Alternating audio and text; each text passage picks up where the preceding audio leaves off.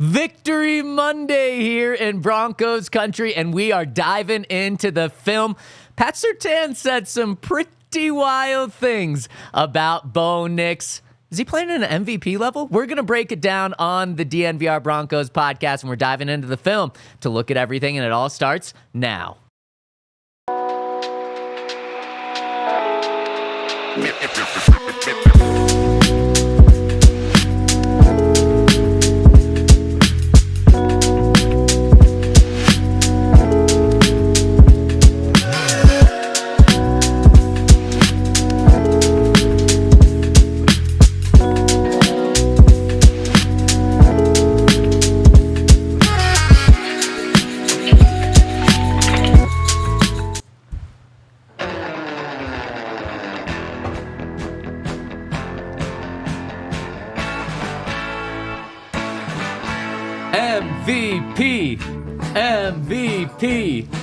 MVP. Is it crazy? Yes.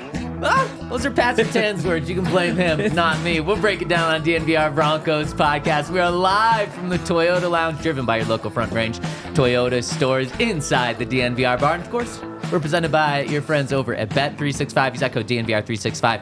Deposit $10, place a $5 bet, and you're going to get $150 in bonus bets, plus Altitude Plus, courtesy of Bet365, where you can watch the Avs and the Nuggets over the next week as we wait for our next Broncos game. And boy, is this a fantastic time to be a Broncos fan. We're rocking and rolling. I got to just make a quick comment. MVP is crazy. Okay? Yeah. Oh, don't worry. Saying? Don't worry. We'll be have a conversation about it. We'll have a conversation about it because it's not as crazy as you think, guys. I don't know. It feels crazy. It's crazy. It's really crazy. Okay. Rookie of the year might not be crazy. There's one that might not be crazy. Rookie of the year is not crazy. Okay. And you know what? Let's break that down because that is like a big talk, not just in Broncos country, but the Rookie of the Year conversation is really heating up because last week everyone just gave it to Jaden Daniels. I mean, the odds say it. But let's really dive into that conversation maybe tomorrow and break down Bo compared to Jaden, and Brock Bowers is also out there. So let's get into that tomorrow. But you just want to dive in the MVP conversation? I think so. So the reason I started with a little MVP chant, our friend of the friend of the program. Does Pat have that title? Maybe best friend of the program? Best friend of the program. Pat Surtain went out of his way to throw MVP out there in the locker room after yesterday's game where, let me just remind you guys, 307 passing yards, 85% completion percentage, 145 passer rating, not one, not two, not three, 4 touchdown passes, all career bests for him. He also, his 145 passer rating, second best in Broncos history. Only trailed Peyton Manning, one of Peyton Manning's games. And Bo Nix did this in his 11th game in the NFL. You look at those stats, take the completion percentage, passing touchdowns, 300 yards, no interceptions. No rookie has ever done that in the history of the NFL until Bo did it yesterday. So, coming off that performance, Pat was pretty excited about the performance. So was all of Broncos country, as they should be. Here's what Pat had to say when asked simply about Bo Nix's performance yesterday. Yeah, he's him. I told him, man, you trying to win MVP. It's not even looking like offensive rookie of the year. It look like MVP right now. But man, it just goes. It's a testament to him. I mean, he puts the work in each and every week. And it shows. With his preparation. He stay after hours to watch film, perfect his game, and this is what you see from him. When you have games like this, it's not a surprise because he puts the work in fundamentally each and every week.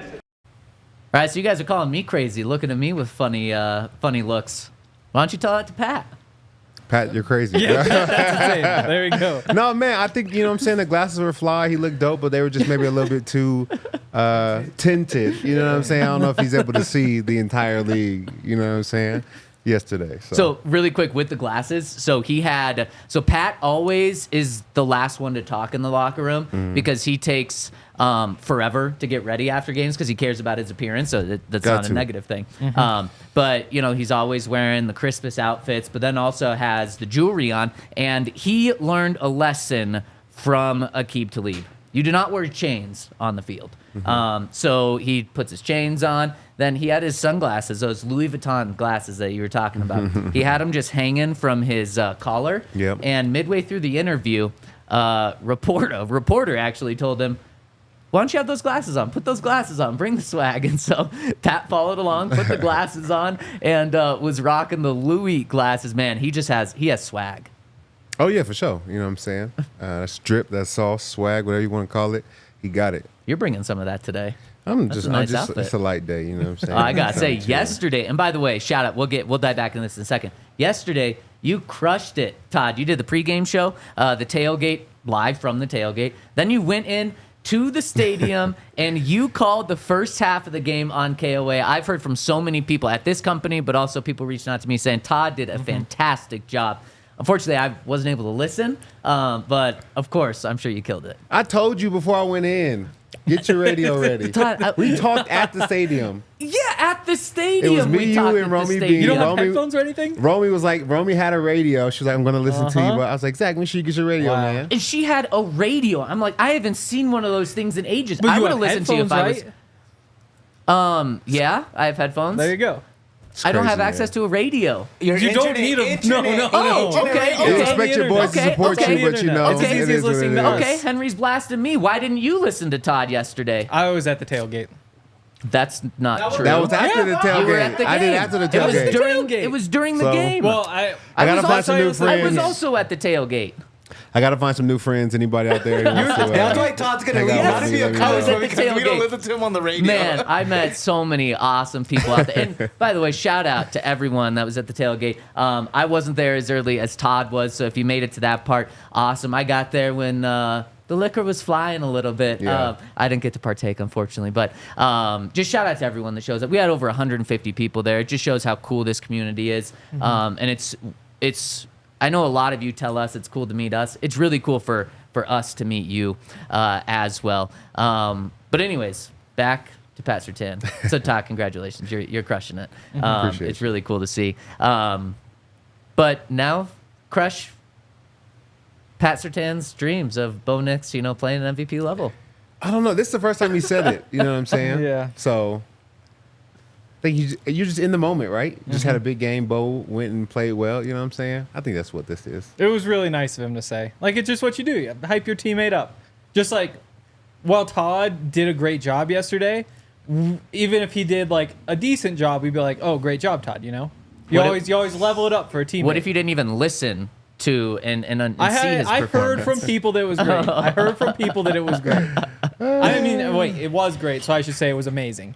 Thank you. You here. I'm going to need you back there 1 second. Because I think, and maybe it's me as well, blowing it out of proportion a little bit, I think we need to re-listen to what he said. Because I think what Pat said is spot on. So let's re-listen to what Pat said and realize might not be that crazy. Or maybe you guys still say, no, Zach, you're crazy for thinking that that's not crazy. Let's listen to the first part where he specifically talks about the MVP. Let's hear from Pat one more time. Yeah, he's him. I told him, man, you trying to win MVP. It's not even looking like offense rookie of the year. It look like MVP right now. But, man, it just goes, it's a testament to him. I mean, he puts the work in each and every week, and it shows, with his preparation. All right. He's looking like MVP right now. He's looking at MVP. The way he's looking at MVP right now. The way I took that is he's playing like an MVP right now. I agree. I agree with that statement. And that is true. Yes. That's true. And Henry, you want to laugh, but let's look at yesterday's performance. That was straight up MVP numbers. I mean, if you do that, yesterday's game for an entire season, you just had the best season in NFL history. Congratulations. You're also 17-0. You're 20-0. But you can have great games. Yes. But if you look at a bigger sample size, playing against the Ravens, playing against the Chiefs, both on the road. Then you get the Falcons at home. Who was the game before the Ravens? It was Saints. Yeah. It was the Saints. You're right. So some good, some bad, some home. Actually, 3 on the road. You look at the past month. I think that's a pretty good sample size. Do you know who the front runners for MVP are?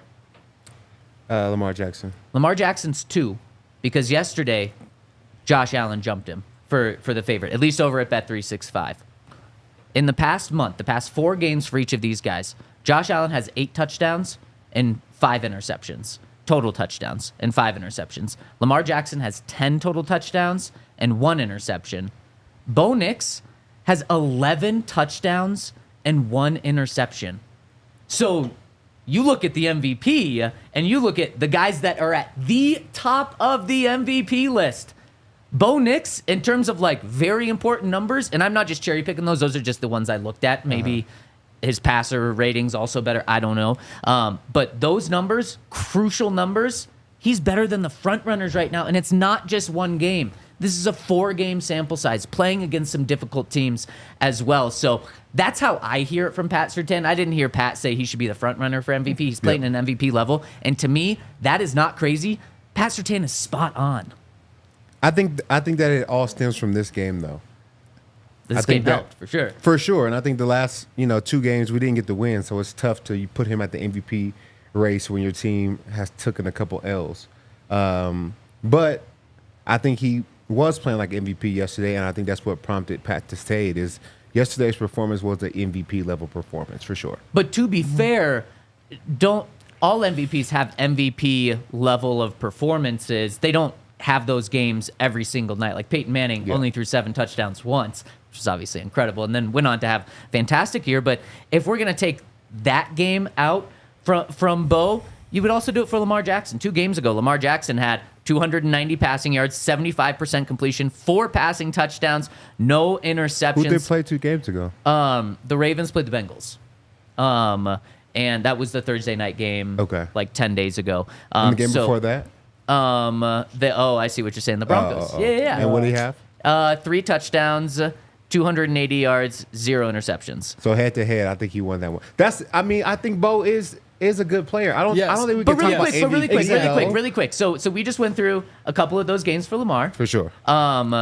So then 4 games ago against the Saints, Bo Nix had 3 touchdowns, no interceptions, 75% completion, 284 passing yards.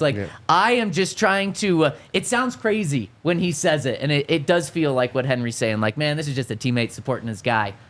No, it's really not. Over the past month. Now, is it just the past month for MVP? Of course not. That's why I'm not trying to make the case that Bo should be in that conversation with the top 3 guys. I'm just saying right now, not just yesterday, but over a month sample size, Bo has truly been playing at an MVP level. And I disagree. I hate these conversations because I feel like, is Bo MVP? Then I have to sit here and say, no, he's not. He doesn't look like an MVP. But he is. I won't make it clear. He is playing very, very well, and he's very exciting, and he should be the Broncos quarterback for the next decade at least. There is nothing to be disappointed about. But also in the last month, he's 5th in passing yards. He's 5th in touchdowns. He's 3rd in passer rating. He's had a good month. But if they were giving out, that's just helping me right now. No, it's a good month. But there's one MVP award. If you were given an MVP for the last month, it's not Bo Nix. He's playing really, really well. You should be really happy about what happened last month. But again, he's not first. There's one MVP award. Just like yesterday, it's a great day. He wouldn't be the NFL MVP for this week though, because Jared Goff was 24 for 29 for 412 yards, 4 touchdowns, no interceptions, no sacks. That's not a bad thing. It's just that, MVP, that means the best player, the most valuable player in the NFL. Bo hasn't been that. But he's been really, really, really, really, really good. Just obviously not MVP. That's insane. Okay, I don't think it's insane, but we're just going to have to agree to disagree there. Let's break down the rest of this game because Sean Payton, we just talked to him. The reason our show started 20 minutes later is Sean Payton's media availability was delayed. And he had a little interesting comment at the end of his press conference, and it had to do with Bo Nix and maybe not giving credit to the rest of everyone. So let's get into that after I give a shout out to our friends over at Premier Members Credit Union. And because most Americans are living paycheck to paycheck right now, and if you are one of them, just like most of us, you got to check out our friends over at Premier Members Credit Union. They're a financial institution based right here in Colorado. And with PMCU, you get local branches, friendly tellers, and the tools you need to save smarter, like a reverse tier money market. It's the account you need to get ahead and stay ahead in this economy. This is an organization that serves the community and the Colorado community in particular. Whatever your goals are, they can help. PMCU is all about creating a banking experience for their community. So check them out and see everything that they can do for you over at becomepremier.com to learn more. That's becomepremier.com to learn more because, again, they're for the everyday people and they are there for you. Check them out over at becomepremier.com to learn more. Also, check out one of our new partners, and that is Live Well. Also, this is a fun one because not only are they in Colorado, I checked their website, they're also in Michigan. So if you happen to be in Michigan, you guys can get in on this as well. 25 convenient Colorado locations, though. Their dispensaries have a premium selection. They have expert service that they can help you out. Their knowledgeable and supportive staff are here to help you on your journey. Visit a Live Well dispensary to learn more about their wide selection of cannabis flower, edibles, concentrates, and more. One of the cool things about Live Well is that they actually offer a price match guarantee. So if you find an eligible product at a different store, a competitor's store, then you can tell Live Well and they'll give you the exact same deal. One of the cool perks, you can visit livewell.com today to reserve your products online for a quick in-store pickup, or you can just stop by because they can't wait to answer all of your questions about cannabis. Mention code DNVR25 in the store and you'll get 25% off one regular priced item. Restrictions apply. All right. Shout out to our presenting sponsor, Bet365. Use that code DNVR365 when you sign up. So today, Sean Payton had his usual day after press conference over Zoom. And 6 of the 7 questions were about, what do you think they were about, Todd? The Broncos uniforms. Yeah, exactly. The Broncos uniforms. It was actually about the 4,000 no-show count that was at the stadium yesterday. It's getting lower. Yeah, that lower's getting slower or smaller and smaller now. Yeah, people are showing up. Yeah, It's people good. are showing up. People are believing For sure. in this team. And 6 of the 7 questions were about Bo Nix. And understandably so, in my opinion, from a media perspective, it's all anyone cares about. Unless you're the Cincinnati Bengals, if you have a quarterback, you have everything. You're okay. Now the Bengals have their own problems, which we'll talk about in a couple of weeks when the Broncos play the Bengals. But everything was about Bo Nix. 6 of the 7 questions. The only non-Bo Nix question was about Mike Shanahan potentially getting into the Hall of Fame. That's voted on tomorrow. And so when it was told to Sean that there were no more questions left, he typically says, okay, thanks, bye, hangs up the phone. No, he said, wait, nothing in the defense and holding the Falcons' rushing attack down? It's a Bo Nix day, huh? Yeah, it's a Bo Nix day because the Broncos finally got their guy. But we just talked about Bo Nix. We all said how well he's playing. What are some other takeaways that you guys think of when you think of this game? And let's start with the usual day after question. Are you feeling better, worse, or the same about this game, this team, than you did last night after the game? Maybe better. I think the team as a whole, they played really well. And I like that Sean was able to utilize multiple players in multiple ways. He got back into his screen bag. He hadn't ran a lot of screens, throughout the course of the last couple of weeks. But I felt like last night he ran a lot of screens to running back, screens to wide receivers, 2 screens that were the same that both scored touchdowns. He did a great job of really putting together a good game plan against them. And then for that defense, man, to hold any team to 6 points, especially Kirk Cousins, 0 touchdowns, 1 interception. We had interceptions, we had sacks.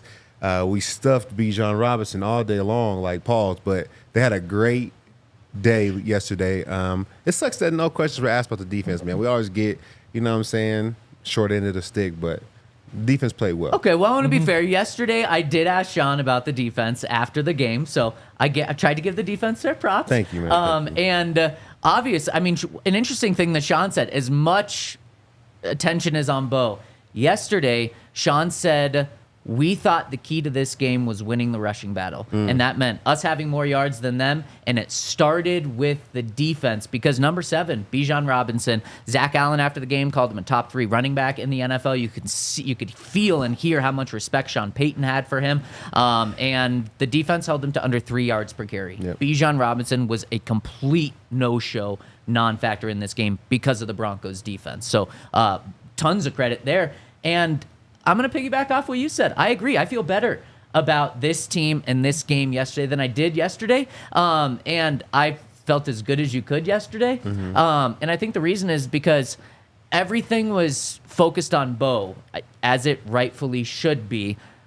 But you look, special teams, there was no blocked kicks. The Broncos made a little change with special teams. Alex Forsyth was still out there, but he was one position over on the line. That seemed to be a good improvement. Marvin Mims had a really good return in special teams, and then the defense just played so good. So when I took a step back from this, nothing got worse. Everything just got better. And you realize, oh man, they figured out how to use Marvin Mims. Finally, he actually does play offense. Sean said it today.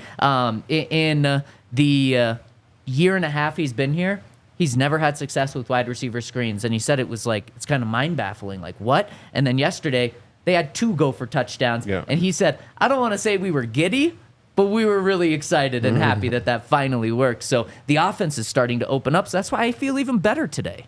Yeah. No, I mean, they played great, and they found a spot for Marvin. We finally saw them work him upfield a little bit, which I thought was it was a little surprising they hadn't done that before. The screens were working. Quinn Miners was out there making great blocks on those screens. I think he had at least 2 pancakes on him. Defense obviously was awesome. I kind of thought after that first drive that the game was going to be kind of back and forth, kind of high scoring, but you held them to field goals early, and all of a sudden that momentum dried up, and the Falcons' running game stopped working. So yeah, it really was just there wasn't much more that you could ask for from that game.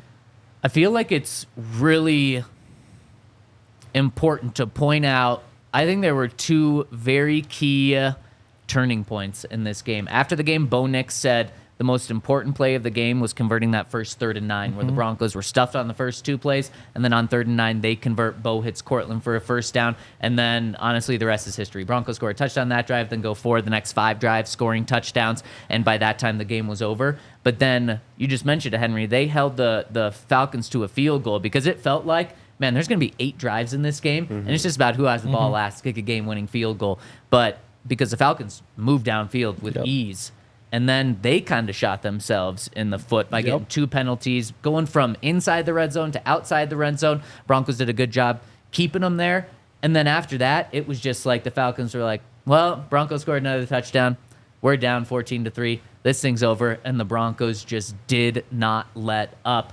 And it's very common in the NFL for teams to start playing a little more prevent defense and being a little weaker in the second half, specifically in the fourth quarter, especially going up against a guy that throws the ball a ton and is very capable of throwing the ball like Kirk Cousins. My mind is blown that they did not give up a touchdown in this game, and they never really let up at all in this game. That's just massive credit. No, they kept their foot on the gas the entire game, and they played tough. And really had a great day. And I felt like most of their sacks and big plays came here actually in the second half. So they were actually getting after the quarterback a little bit better towards the end of the game than they did to start. But no, all credit to VJ and the Broncos defense. Devin Key, I felt like had a good game. We didn't hear his name, so I felt like anytime as a DB you don't get your name mentioned a lot, you usually had a good day. But just all the way around from Cody Barton to Nick Bonito, Zach Allen, JFM, I think everybody was making plays.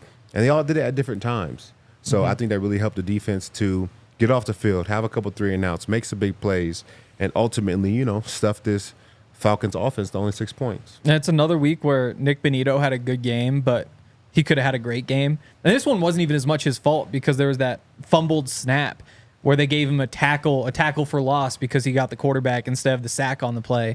Otherwise, it would have been a 3-sack game. And last week, he could have had a few more sacks. So now he's sitting there 2.5 sacks behind the NFL lead in second place with, it's Trey Hendrickson in front of him with the Bengals.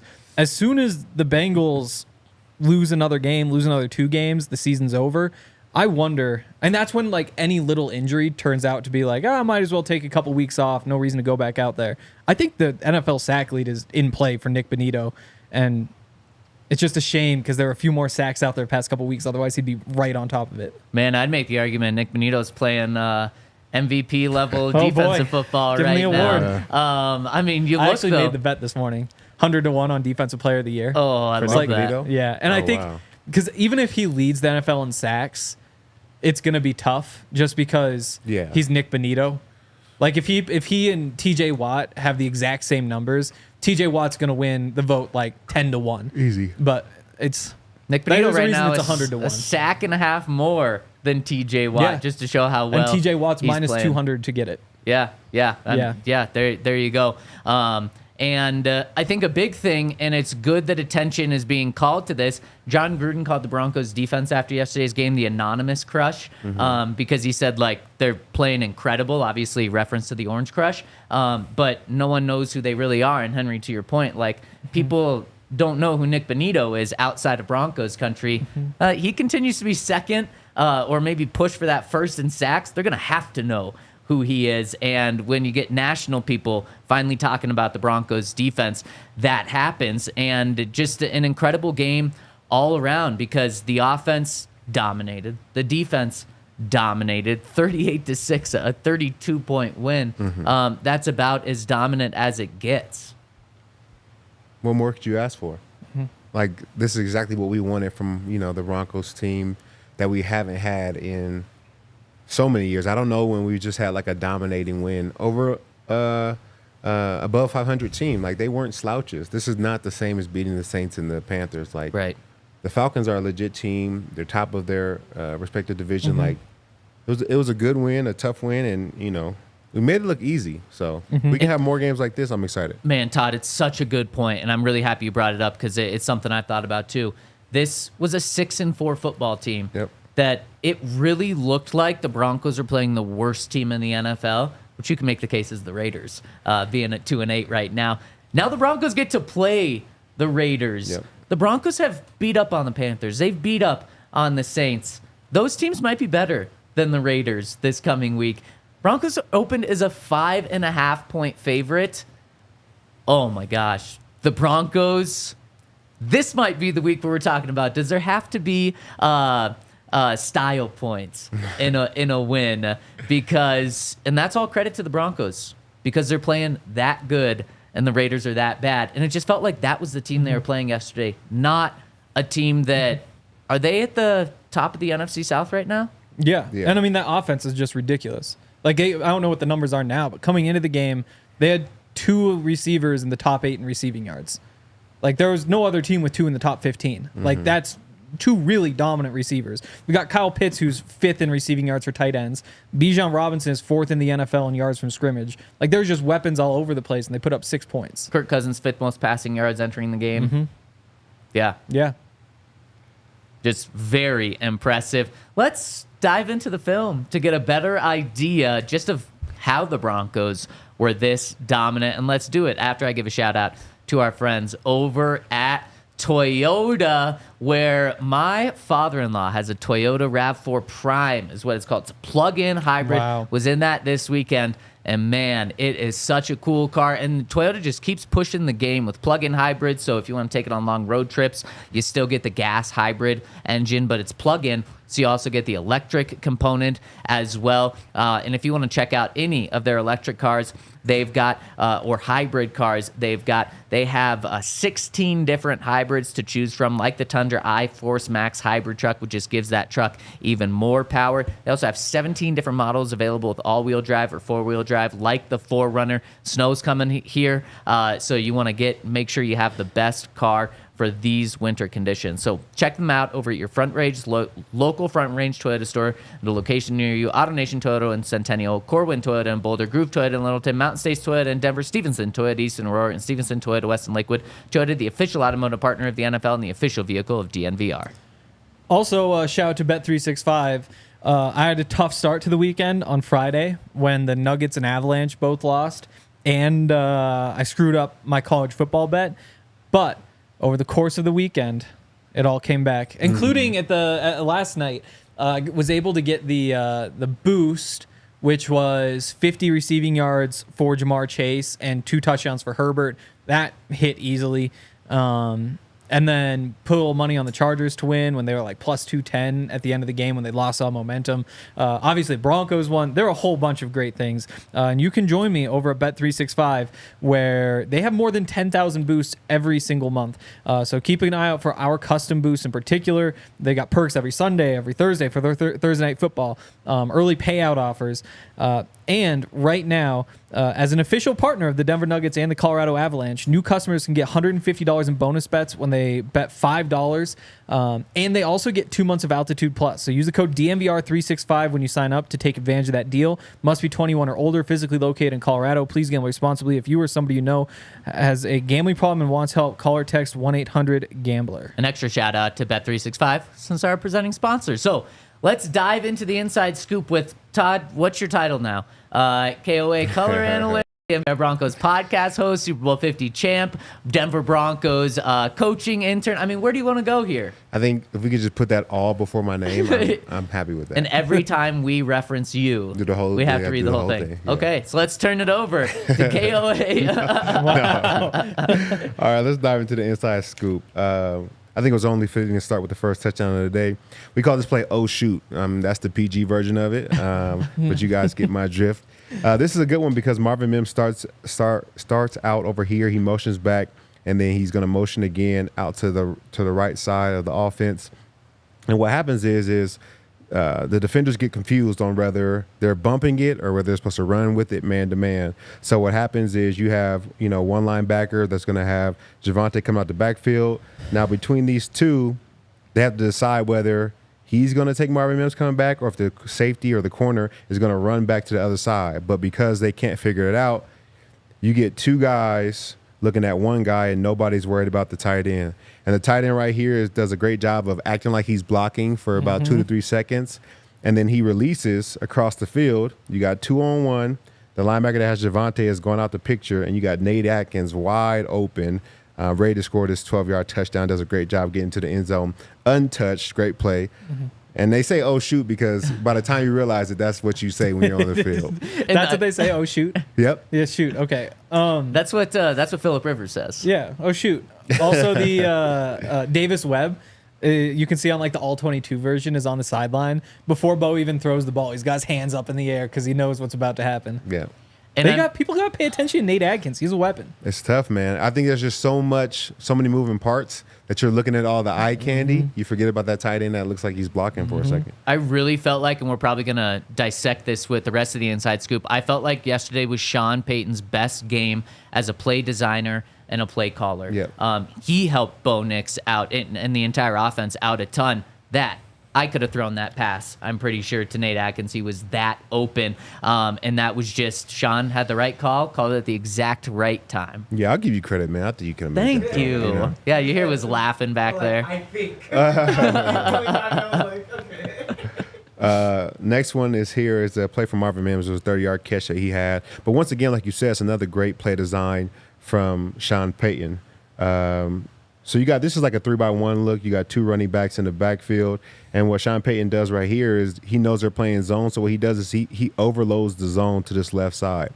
So you're going to have both these wide receivers go vertical. And then you're also going to have Courtland Sutton come across. And then you're also going to have Marvin Mims run on a wheel. So it's hard to cover your man going back the other direction in zone. Because typically you would have 2 on this side, you take those 2, 3 on this side, you take those 3. But when somebody comes to overload the zone, you have to understand that my 2 is now going to cross the field and I have to chase them all the way over there, and that's tough to do.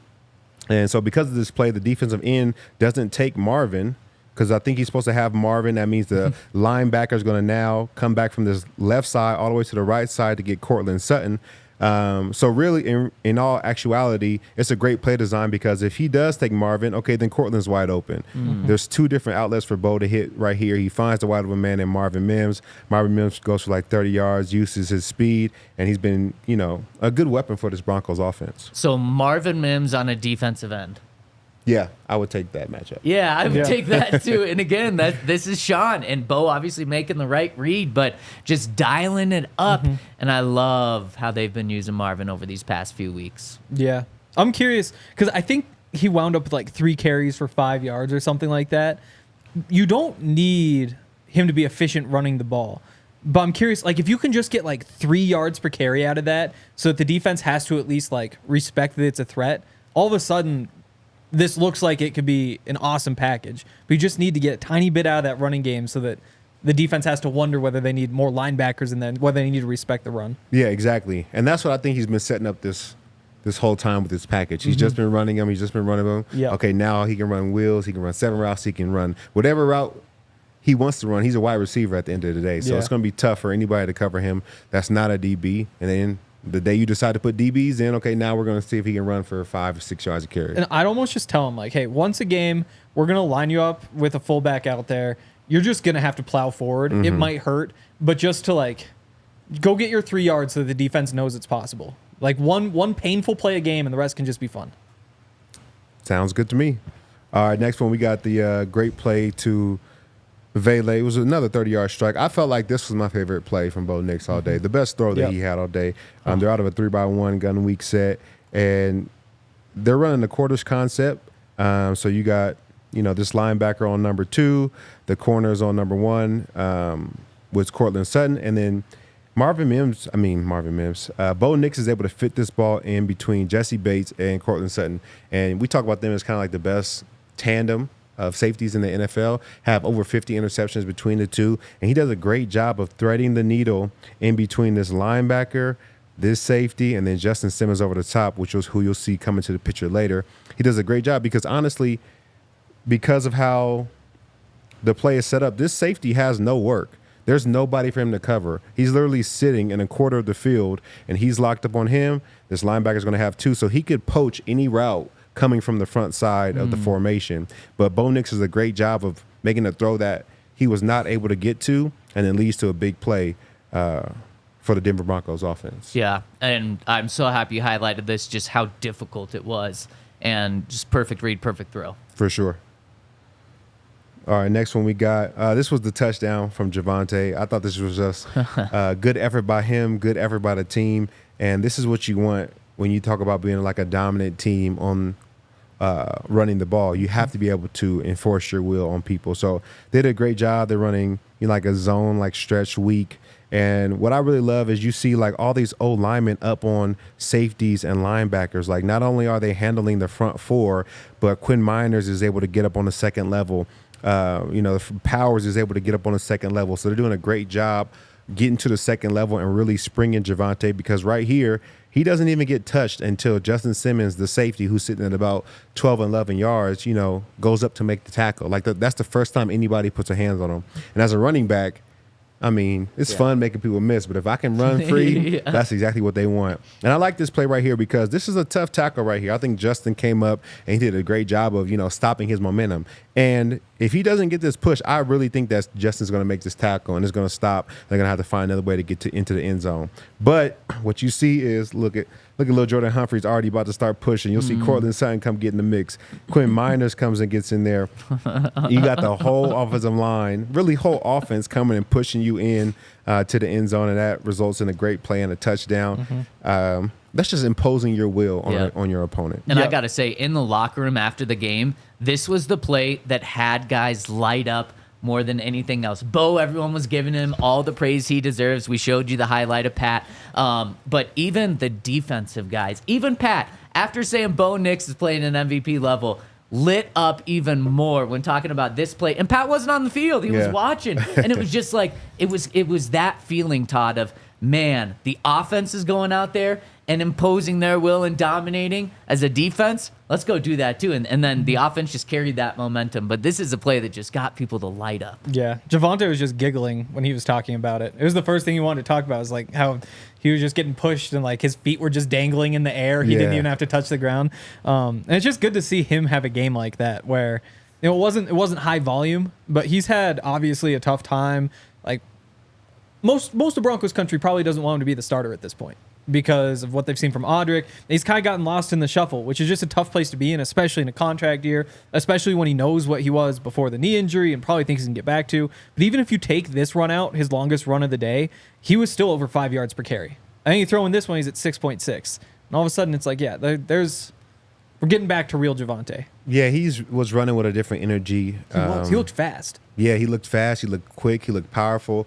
I think when, his job's on the line, and he usually comes out, playing really hard, and he looks good. So keep it up, man. Keep running hard. Keep playing hard. All right, we talked about this. This is a little bit of the screen game that Sean Payton had. This was one of the touchdowns from the wide receivers. He also had another touchdown, same exact play, same spot on the field, and found a way to, trick the Falcons defense once again. But this is the screen to Troy Franklin.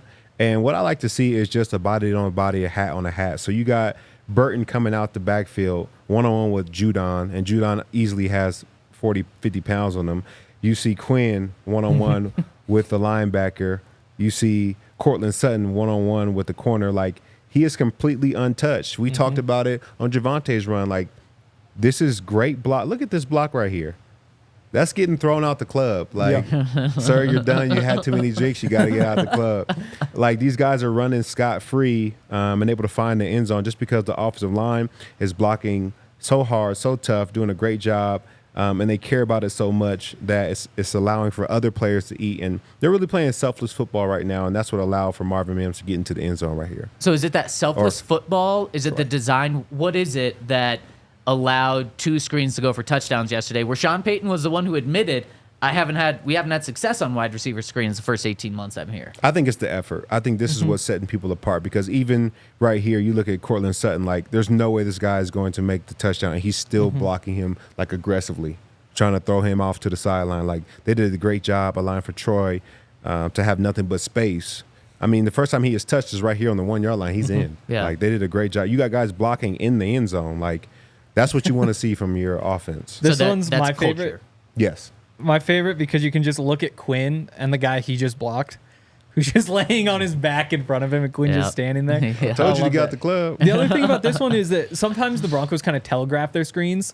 So, like, there was the one to Marvin last week where they have Nate Adkins split out wide and Lil Jordan split out wide. And it's like, well, we know what's coming here. This time when you have, like, Court and Troy Franklin out there, you're probably thinking not necessarily a screen, but then it's a little tunnel screen where you get the lineman out there.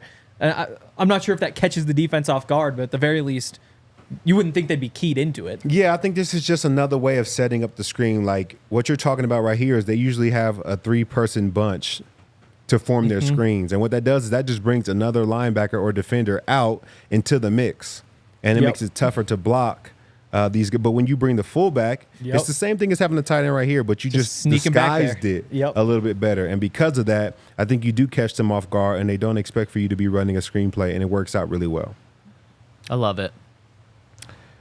All right, next play, we got a pick from Cody Barton. So, I think that he's been playing really good football. We've been talking about it, multiple times this year, but he's done a great job of, filling in for Alex and, playing well. It's tough because we say he was filling in for Alex, but he was already the starter next to Alex. So, I think he's just been doing a great job. This is Kirk Cousins, 1st and 10. He has nothing but time to throw this ball. And, sitting in a clean pocket right now, nobody's going to get home. But what Cody Barton does a great job of is, like, reading the quarterback's eyes. So he's playing quarters over here to this side. And him and Jaquan are talking about, in and out, being able to pass off these routes. But what he does, even though his man's to the left, he does a great job of reading Kirk Cousins' eyes. And we call this melting with the quarterback. So you see where he's looking, and Cody Barton just kind of melts back, which I don't even know why Kirk throws this ball. He's looking right at him. The receiver's trying to bend this in, get it behind Cody to be able to get up the field to make a play. And Cody just simply kind of melts back and is reading Kirk Cousins the entire way. And Kirk throws it right to him, and he's right in front of the receiver. So great play by Cody Barton. He's playing good football. I think he'll continue to do so. I love that you broke this one down, because I think when it happened, everyone was just like, wow, what an idiot play from Kirk Cousins there. Like, he just threw it right to Cody. But it was actually Cody who kind of was the one to make that happen. For sure. It wasn't just that Kirk made a bad play, which he obviously made a bad decision, but Cody made a really good play too. That's also the penny front again, which I feel like we haven't seen as much of since Alex got hurt. I think they feel like Cody can handle it. I think he's doing a great job of it too. Yeah. I think so. I love that. And let's continue with the inside scoop. But before we do, got to give a shout out to our friends who are always on our set.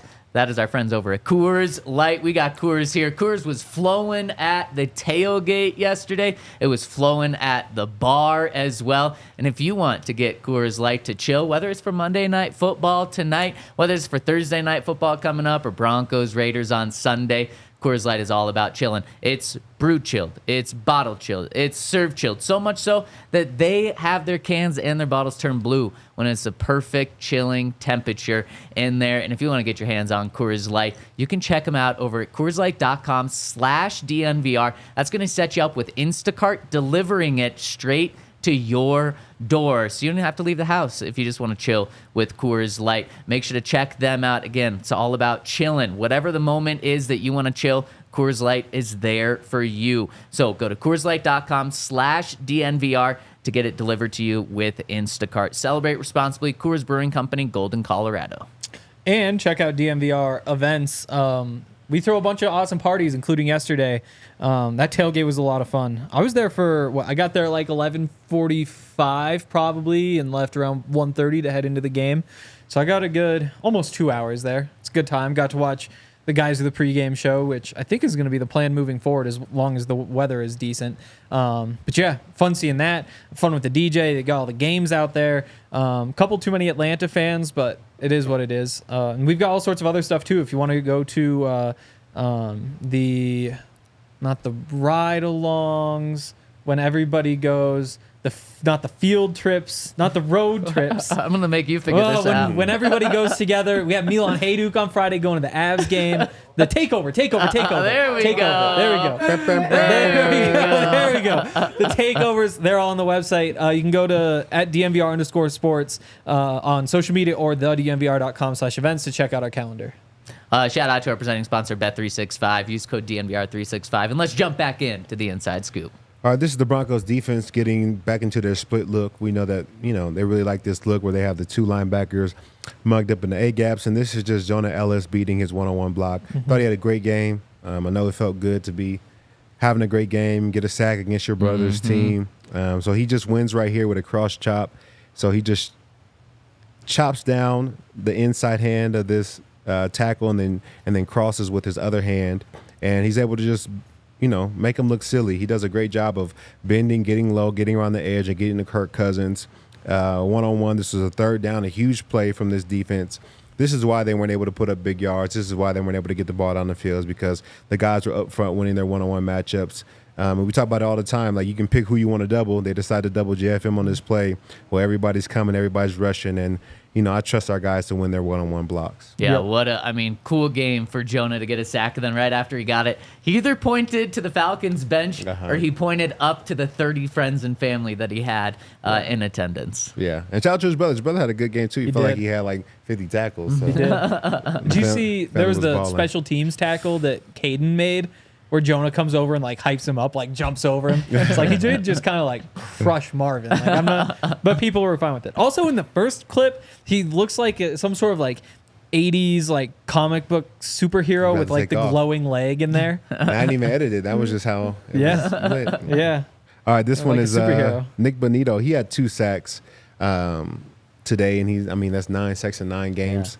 Yeah. Man, he's balling right now. So that's why we're talking about him for the defensive MVP. He's playing like one. So right now he's, we talked about it all the time. Like, when you're a good player, they're going to start doing things to chip. They're going to start doing things to help their tackles so they're not, beating you one-on-one. But I don't know why this guy does such a bad job chipping him.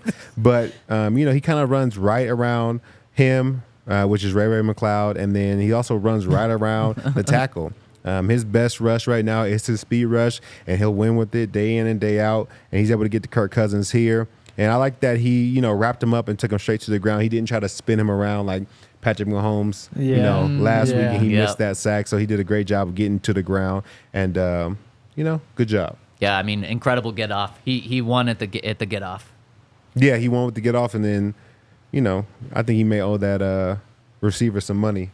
Yeah, no, that is pretty crazy. He must just be surprised by the speed, right? Because I don't know why, because he's literally just in the way. Of the lineman, not of Nick Bonito. Yeah, he's supposed to be in Nick Bonito's way. Exactly. He's just standing between the guy who could actually block him. And it didn't work like that. Yeah, that was terrible. All right, this one is Lil Jordan Humphreys. You know, he had a good day yesterday. He was able to catch the ball. He did have a fumble, but he recovered it. So I guess all is well. But this is a long play to him. I think it's a 40-yard play.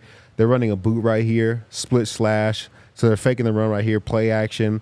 And Little Jordan Humphreys does a great job of getting over the top of the linebackers. And once again, this is overloading the zone like Sean Payton did on the other play. So if the linebacker in cover 3, you know, if he floats out and gets the tight end right here, well, this linebacker has to react instantly to turn around and see Jordan Humphreys. If you're late at all, you'll never get there because, one, he's faster than you, and he's running over the top of you. So it's a very hard play to make if you're not expecting it. And I don't think this linebacker was expecting it, and Sean Payton and Bo Nix get on the same page, and this one goes for 40 yards and a great play from Lil Jordan Humphreys. And I felt like, you know, this is what we want to see from Sean Payton in this offense, you know, being able to really dial up plays and make it look easy. And that's what they did yesterday.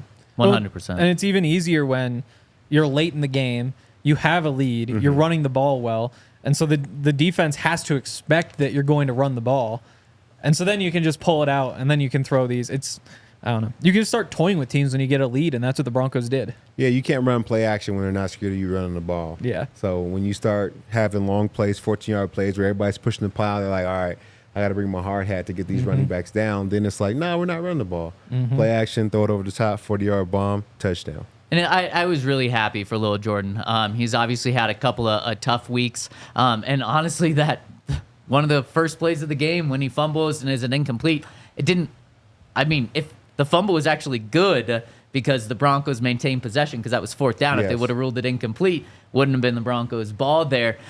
Good thing is he recovered the fumble, but it was so nice to see him not only get this big catch, but then take it to the house. And I got to say, when he caught the ball, I did not think he was taking it to the house. He found some extra burners on there and was able to get in, which was awesome. That also took Bo Nix to 4 touchdown passes. That took Bo Nix over 300 yards for the first time in his career. So it was a great play for the Broncos overall. So you saying my man was slow? You thought he was slow? No. I was impressed with his speed. Is what I said. Yeah, yeah.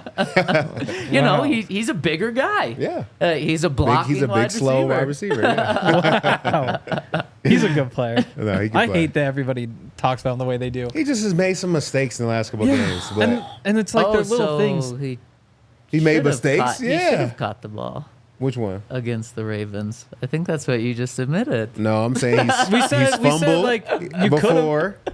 Yeah. Yeah, those are the mistakes I was No, talking but about. then like I guess I don't know this game, but last week the two of the 3 longest runs, he's the one who's like sealing the hole. This week I'm sure you go back and look, and the reason the running game is working, there'll be plenty of plays where Lil Jordan's kind of the catalyst there. So he's not the perfect receiving threat who's going to scare defenses, but that's not his job. His job is to be better than Greg Dulcich. Yeah. Kind of that job. Man, you know? I mean, we're already seeing the Twitter chat kind of jump on him. And that's what I'm talking about. And I know that's what you're talking They're about, wrong. but I don't think they're wrong. It's a mixed bag. Obviously, there's good plays, big ones that we saw yesterday in terms of a touchdown. There's also big ones that you said that go unnoticed that Sean Payton notices in the film room of blocking. But just turnovers. I mean, those are the worst plays you can have, whether it's Bo Nix, Courtland Sutton had the fumble a couple of weeks ago against the Panthers, just like Lil Jordan did. And Sean Payton was pissed after the game because of those 2 fumbles. So, I guess I understand both sides. And it is good to see him get a big play. And speaking of the Toyota chat, we got a lot of people tuning in with us right now. Already a decent amount of thumbs up, which we appreciate it. Hit us with a thumbs up. And when you guys do that, we want to talk to you with some super chats. We've got our first super chat coming in from our friend Romel McClaney, who says, sun is setting on the Chiefs, and now it's Bo time. How about the Chiefs losing? Broncos almost had a perfect week. Maybe they did have a perfect week yesterday with the Raiders losing, Chiefs losing, Broncos winning, and then typically a perfect week would mean everyone in your division loses. But depends on how you viewed that game. If you wanted the Bengals to lose, then it was a perfect week for the Broncos. Regardless, a really good one. Good week. Good week. Good week. Maybe we'll talk about that tomorrow if that was what we wanted for the Broncos. Yeah, finally, Chiefs get that loss, and maybe now they do get exposed. There's that crazy stat going around that the Saints have led for more time this season than the Chiefs, which just shows how shaky that undefeated start really was. Yeah, I think they're ready to lose, man. They weren't playing like top tier football. They're finding a way to win games, which is important, but I think they're definitely beatable. Yep. Now, next one from Triple G, who says, we hit Buffs and Broncos, 5.5 wins yesterday, spreading the love with my family. Thank you, Triple G, and I'm happy that clearly you made some money off of that, and thank you for spreading the love with us. This is a great time to be a football fan in the state of Colorado. CSU 7-3. They got a couple of votes for the AP Top 25. CU obviously moving up in the top 25. I think they're 16 yesterday. Broncos now 6-5, holding on to a playoff spot. So great time to be in the DNVR community as well. Great time to have the over 6.5, over 7.5, over 8.5, over 9.5 to make the playoffs. Yep. And Bo Nix Rookie of the Year. Yep. AFC West bet probably won't hit, but it is what it is. What'd you get in on Bo? 16-1, I think. 16-1. Yeah. I love it. I love it. He's down to 3-1. Oh, yeah. Yep. Yeah, we'll break it down tomorrow. Archtop says, we got yards after the catch. Yeah. Yes, they did. Yeah, he was doing a great job of putting the ball where the receivers had opportunities to continue to run after they caught it. Some of the screens, I think, that's what it's for. But some of the other plays that he had, I think he did a great job of positioning the ball right where it needed to be, unlike weeks in the past. I think that's where you see his growth most, like 1 with his feet and then 2 with his ball placement. Yep, definitely. Yeah, that was by far the best. Because I don't remember. I'm sure there were a couple, but many at all where there were balls behind receivers or low or high. I guess he did spike that one early, but that was intentional. That was because there was a defender there. So yeah, it was good. Yeah, I don't know. Courtland maybe could have got that. Only about 5 yards away. Yeah. I'm just kidding. There we go. Mile High Sing says the Chargers are about to play the Ravens, the Falcons, the Chiefs, and Denver will catch them. It's the exciting thing. Broncos just made it through their excruciating part of the schedule, including yesterday. Atlanta, a winning football team going into yesterday, still a winning football team.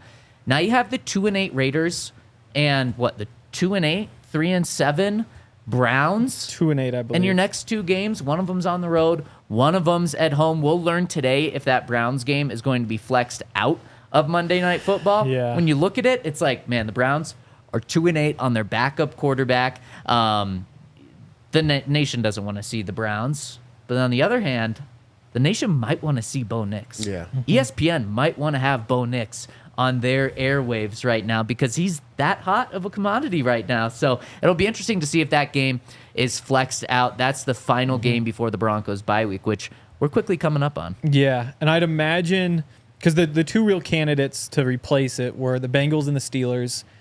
After last night, I doubt the Bengals would be on there because that'd be back-to-back weeks on Monday Night Football too.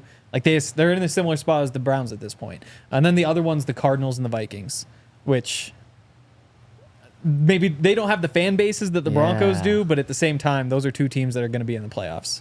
If they don't flex it, oh my gosh, this is all credit to Bo Nix and the rest of the team and Sean Payton and stuff, but it's because it's And those other guys. No. The defense, as Sean would say. No, not the defense. It's credit to Bo Nix because they don't I'm sorry that ESPN's not keeping this game on because the Broncos have a great defense. What I'm saying is they're keeping this nothing because of the Browns. The Browns are detracting this game on ESPN.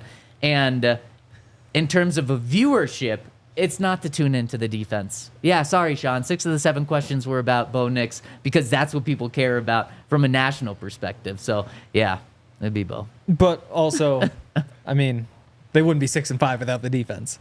Hold a team to their season low across the board. I know. Hey, Just I'm getting just no saying love. If not for those- ESPN is looking at. No It's 6-5, love. first of all. Playoff team, and then Bo Nix. No, it's Bo Nix because the So Broncos are 3 and whatever. That's still...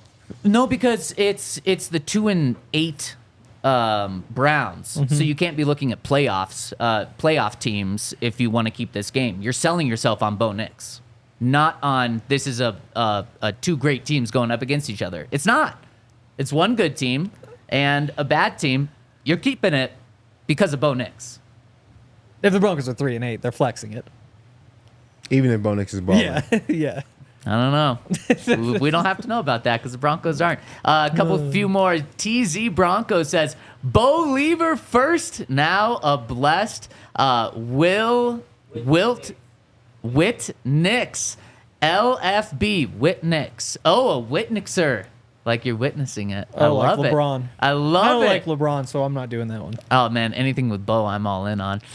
Thomas L.A. says, the league's starting to figure out Jaden Daniels while Bo Nix is starting to figure out the league. I love it. It's that rib injury. I was talking to James Palmer about it yesterday, our guy, and like he just hasn't been the same since that injury. And you go back through the stats, and like he kind of stopped running the football, which, in my opinion, defeats kind of the purpose of Jaden Daniels. That's why, again, we'll get Rookie of the Year tomorrow. Jaden Daniels' stats are just better than Bo's at this point still, but the trajectories are why there's some excitement for Rookie of the Year. Let's dive into that tomorrow because Rodney's rounding out us right now and says that pass by Bo Devele was a beauty, a dart. It was. Yep. Great pass, round the money. Yep. Laser. What are some other words you could use for that one? It's a good pass. Yeah, a dot. There we go. You hear? And that's going to do it for us today. Thank you all so much for rocking and rolling with us today. We'll be back really diving into the Rookie of the Year conversation that is heating up across the country. For Todd, Henry, you here, and myself, thank you all so much for tuning in. Hit us with a thumbs up, and we'll see you tomorrow on the DNVR Broncos podcast. We all silly like the mayor.